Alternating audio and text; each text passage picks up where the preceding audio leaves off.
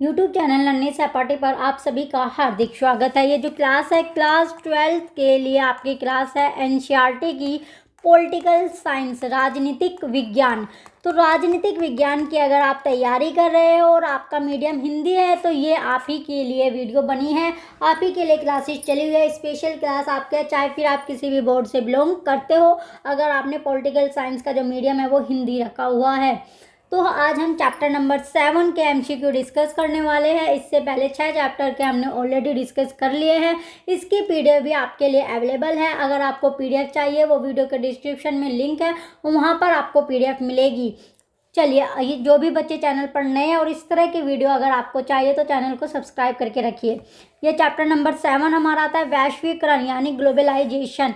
तो ग्लोबलाइजेशन से किस तरह के क्वेश्चन एग्जाम में आपको देखने के लिए मिलेंगे, या किस तरह के जो क्वेश्चन है एग्जामिनर पूछ सकता है, ये सारे क्वेश्चन आज हम डिस्कस करेंगे, क्योंकि ये आपके लिए बहुत ही ज़्यादा बेनिफिट रहने वाला है एग्जाम के पॉइंट ऑफ व्यू से। तो एग्जाम के लिए बहुत ज़्यादा इंपॉर्टेंट क्लासेज है, तो एग्जाम से पहले आपको एक क्लास देख के जानी है। अब आता है फर्स्ट क्वेश्चन हमारा कि वैश्वीकरण जो ग्लोबलाइजेशन है उसका बुनियादी अर्थ क्या है। तो राइट आंसर ऑप्शन बी होगा प्रवाह, फ्लो, विचारों, पूंजी, वस्तु और लोगों का विश्वव्यापी जुड़ाव। नेक्स्ट आता है क्वेश्चन नंबर 2, वैश्वीकरण के उदय का सबसे मुख्य कारण क्या है। तो राइट आंसर ऑप्शन सी होगा प्रौद्योगिकी, टेक्नोलॉजी और संचार में प्रगति। नेक्स्ट आता है क्वेश्चन नंबर 3 कि वैश्वीकरण के राजनीतिक परिणाम के रूप में क्या देखा जा सकता है। तो राइट आंसर ऑप्शन बी है राज्य की क्षमता में कमी, कल्याणकारी राज्य के स्थान पर न्यूनतम हस्तक्षेपकारी राज्य है। नेक्स्ट है क्वेश्चन नंबर 4 कि वैश्वीकरण के कारण राज्य मुख्य रूप से किन कार्यों तक सीमित हो गए हैं। तो राइट आंसर ऑप्शन बी है कानून व्यवस्था बनाए रखना और सुरक्षा प्रदान करना। ये क्वेश्चन आपका इंपॉर्टेंट क्वेश्चन है। नेक्स्ट है क्वेश्चन नंबर 5 कि मैकडोनाल्डीकरण वैश्वीकरण के किस प्रभाव का संकेत देता है। तो राइट आंसर ऑप्शन बी है सांस्कृतिक समरूपता, कल्चरल होमोजेनाइजेशन। नेक्स्ट आता है क्वेश्चन नंबर 6 कि वैश्वीकरण के सांस्कृतिक प्रभाव के बारे में सांस्कृतिक वैश्वीकरण यानी कल्चरल हेट्रोजेनाइजेशन का क्या अर्थ है। तो राइट आंसर ऑप्शन ए होगा बाहरी संस्कृति के आने से प्रत्येक संस्कृति का विशिष्ट हो जाना। नेक्स्ट है क्वेश्चन नंबर 7 कि वैश्वीकरण के आर्थिक आयामों में पूंजी के प्रवाह का क्या अर्थ है। तो राइट आंसर ऑप्शन बी होगा एक देश से दूसरे देश में निवेश यानी इन्वेस्टमेंट होना। नेक्स्ट है क्वेश्चन नंबर 8 विश्व सामाजिक मंच वर्ल्ड सोशल फोरम WSF की पहली बैठक कब और कहाँ हुई थी। तो राइट आंसर ऑप्शन बी है 2001 पोर्टो एलेग्रे ब्राजील। नेक्स्ट आता है क्वेश्चन नंबर 9 विश्व सामाजिक मंच WSF किसका विरोध करता है। तो राइट आंसर ऑप्शन बी है नव उदारवादी वैश्वीकरण का। नेक्स्ट आता है क्वेश्चन नंबर 10 भारत ने नई आर्थिक नीति लिबरलाइजेशन की शुरुआत कब की। तो राइट आंसर ऑप्शन से 1991 करेक्ट होगा। क्वेश्चन नंबर 11 है वैश्वीकरण के विरोध में भारत में कौन सा तर्क दिया जाता है। तो राइट आंसर ऑप्शन डी उपरोक्त सभी करेक्ट होगा। क्वेश्चन नंबर 12 आता है नीली जींस की लोकप्रियता वैश्वीकरण के किस प्रभाव का उदाहरण है। तो राइट आंसर ऑप्शन बी सांस्कृतिक प्रभाव करेक्ट होगा। क्वेश्चन नंबर 13 आता है वैश्वीकरण के कारण श्रम के प्रवाह में सबसे बड़ी बाधा क्या है। तो राइट आंसर ऑप्शन बी होगा विकसित देशों द्वारा अपनी सीमाओं पर सख्त वीजा नीतियां बनाना। नेक्स्ट आता है क्वेश्चन नंबर 14 वैश्वीकरण के आलोचक इसे क्या मानते हैं। तो राइट आंसर ऑप्शन बी है विश्वव्यापी पूंजीवाद की एक अवस्था। नेक्स्ट है क्वेश्चन नंबर 15 WTO की मंत्री स्तरीय बैठक का विरोध 1999 में कहाँ हुआ था। ये भी इंपॉर्टेंट क्वेश्चन है। राइट आंसर ऑप्शन बी होगा सिएटल। नेक्स्ट है 16 क्वेश्चन वर्ल्ड सोशल फोरम की चौथी बैठक 2004 कहाँ हुई थी। तो right answer option B Mumbai Bharat correct होगा। क्वेश्चन नंबर 17 है वैश्वीकरण के सकारात्मक आर्थिक प्रभाव में क्या शामिल है। तो राइट आंसर ऑप्शन है वस्तुओं की अधिक उपलब्धता और विकल्प। नेक्स्ट आता है क्वेश्चन नंबर 18 हमारा कि वैश्वीकरण के दौर में संस्कृति के संदर्भ में क्या बदलाव आया है। तो राइट आंसर ऑप्शन ए है अब हम अपनी पसंद के मामले में अधिक सचेत और विविध हो गए हैं। क्वेश्चन नंबर 19 आता है विदेशी प्रत्यक्ष निवेश FDI का क्या अर्थ है। तो राइट आंसर ऑप्शन बी होगा बहुराष्ट्रीय कंपनियों द्वारा दूसरे देशों में कारखाने या व्यापार शुरू करना।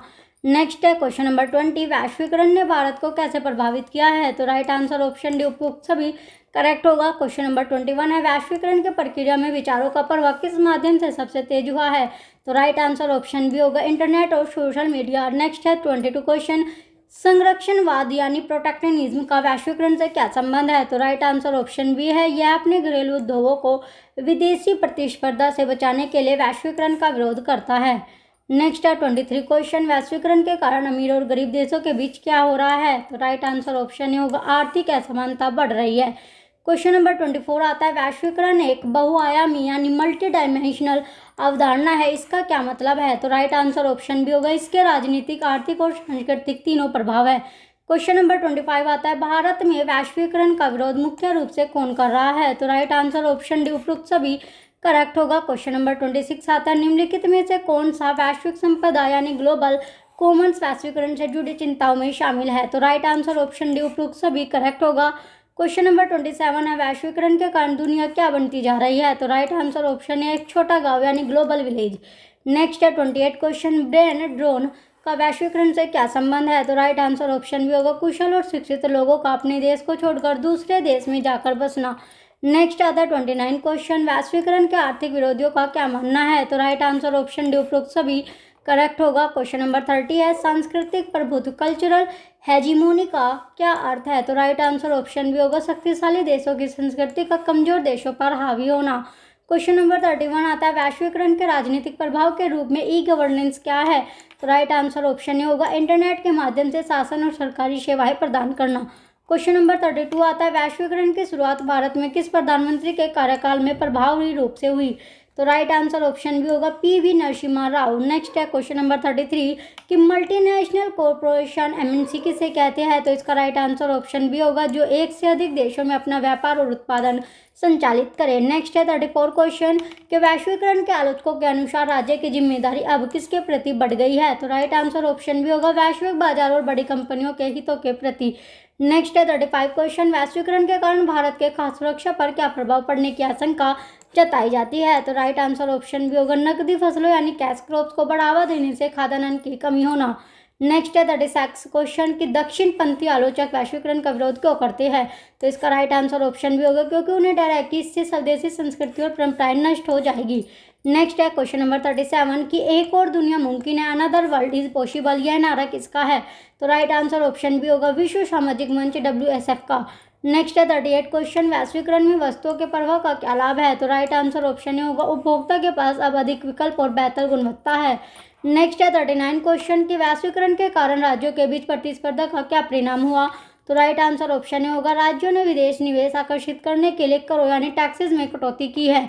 क्वेश्चन नंबर 40 है, विश्व व्यापार संगठन WTO किसका उत्तराधिकारी है? तो right answer option A GATT correct होगा। क्वेश्चन नंबर 41 है, वैश्वीकरण के दौर में संस्कृति को लेकर संकर यानी हाइब्रिड संस्कृति का क्या अर्थ है?